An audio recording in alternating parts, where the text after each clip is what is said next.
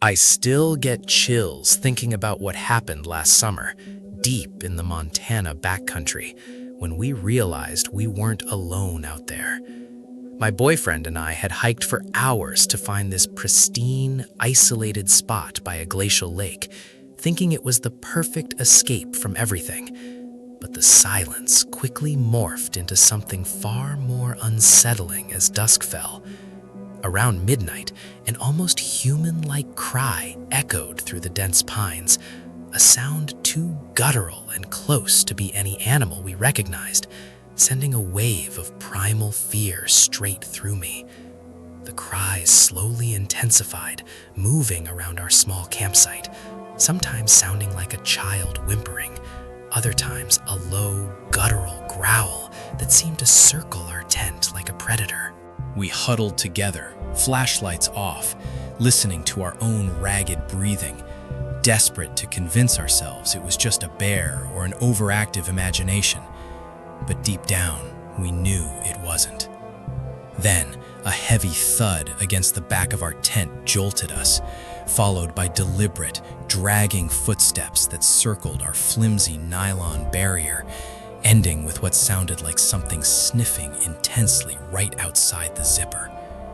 We didn't sleep a wink, and the moment the sun broke, we tore down camp, finding an unnaturally disturbed patch of earth directly behind where our tent had been. Claw marks scored deep into the damp soil. I haven't been camping since. That feeling of being hunted in the vast, unforgiving wilderness is an experience I wouldn't wish on my worst enemy, forever reminding me that some things should stay undisturbed.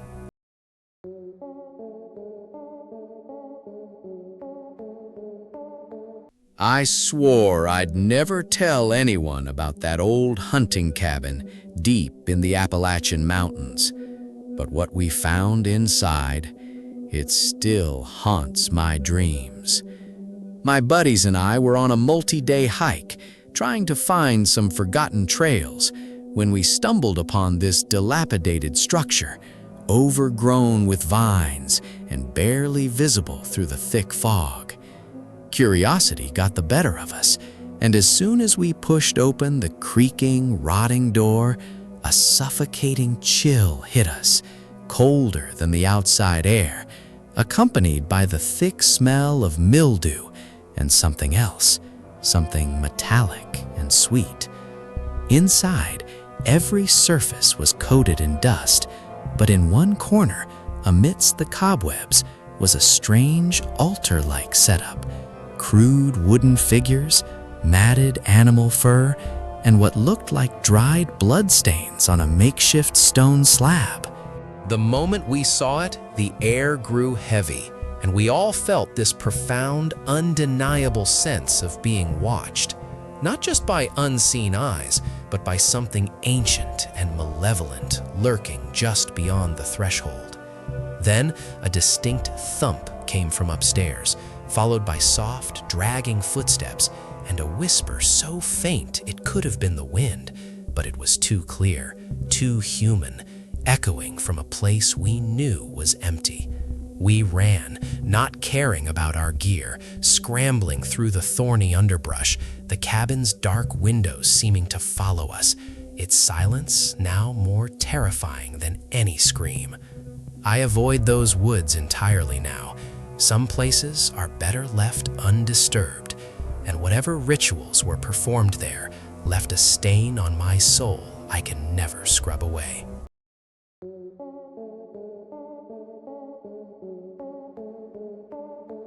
Everyone warns you about getting lost in the Oregon wilderness, but nobody talks about the woods changing around you, about paths just vanishing into thin air.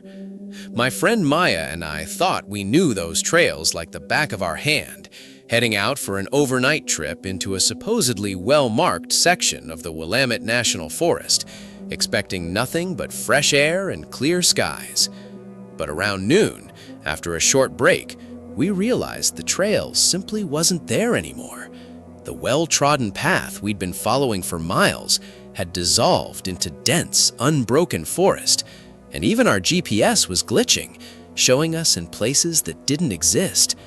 Panic set in hard as we bushwhacked through impossibly thick undergrowth, the trees closing in around us, their shadows lengthening ominously, and a suffocating quiet descended, devoid of even birdsong. As darkness devoured the last sliver of daylight, strange, flickering lights began to appear deep within the trees, moving with an unnatural, almost intelligent rhythm, bobbing and weaving silently through the impenetrable darkness. They didn't feel like flashlights. They were an eerie, pulsing blue and green, slowly converging on our increasingly desperate position, bringing with them a faint, high-pitched hum that vibrated in our bones. We screamed and ran blindly through the pitch-black woods, tripping over roots and rocks, the relentless, otherworldly lights always just behind us, a silent, menacing pursuit that defied logic. To this day, the search and rescue team dismisses our story as delirium, but Maya and I know what we saw, and those glowing orbs still burn behind my eyelids every time I close my eyes.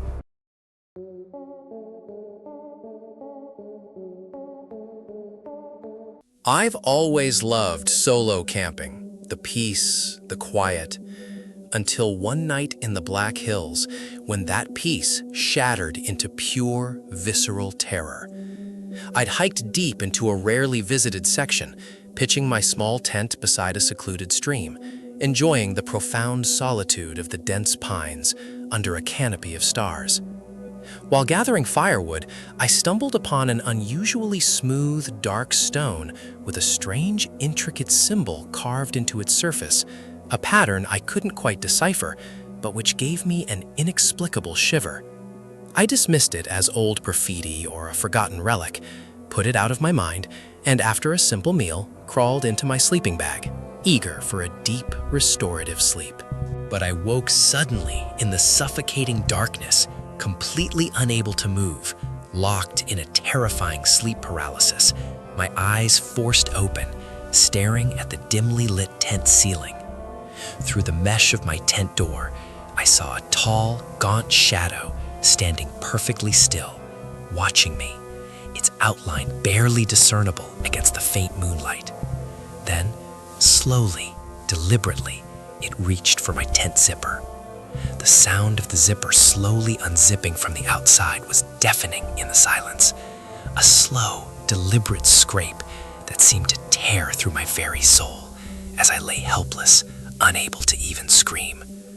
A cold, heavy presence then slid into the tent, crushing down on my chest, filling my nostrils with the stench of damp earth and decay, before I suddenly jolted awake, drenched in sweat, to find the tent still perfectly zipped, but the cursed symbol stone now sitting eerily on my chest.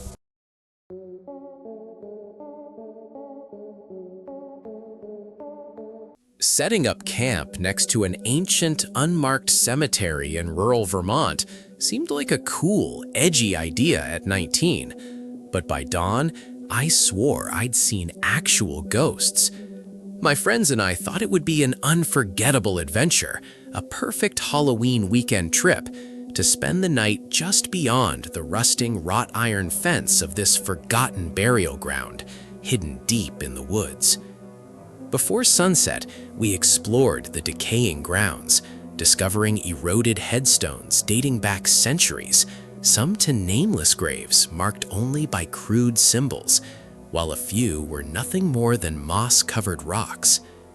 As twilight bled into absolute darkness, a thick, cold mist rolled in from the tree line, swirling around the ancient stones, bringing with it faint, disembodied whispers that seemed to coil around us from every direction. Then, through the eerie fog, we started seeing them, tall, gaunt shadows that moved with impossible speed and grace between the graves. Not quite human, not quite animal, just dark, fluid shapes watching us from the periphery. The whispers escalated into faint, mournful cries and distant, chilling wails that seemed to emanate directly from beneath the earth, a chorus of despair rising from the forgotten dead. We scrambled into our tents, zipping ourselves in, but the sounds continued, joined by persistent scratching at the tent fabric and small clumps of earth pelting against the nylon walls, like unseen hands throwing dirt. We didn't wait for sunrise. We abandoned our gear and sprinted through the pre-dawn darkness. And though my friends later denied seeing anything, I distinctly remember a small, mud-caked handprint on the side of my tent, a terrifying souvenir I'll never forget.